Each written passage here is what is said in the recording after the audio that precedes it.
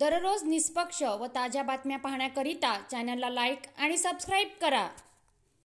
नवीन Kamthi police Thane अंतर्गत police patrolling दरम्यान पोलिसांना मिळालेल्या खात्रीशीर माहितीवरून सापळा रचून पोलीस ठाणे हद्दीतील एरखेडा ग्रामपंचायत मैदान कुर्बान अलीच्या घरासमोर रेड कार्यवाही केली असता तेथे एका डस्टर कार क्रमांक MH40 AC 5490 मधील संशयित इसमास ताब्यात घेऊन त्याची व कारची झडती घेतली असता त्याच्या ताब्यातून 12.3 ग्राम MD पावडर मिळून आले। पोलिसांनी आरोपीच्या ताब्यातून 12.3 ग्राम MD पावडर, एक मोबाईल फोन, वजन काटा व डस्टर वाहन क्रमांक MH40 AC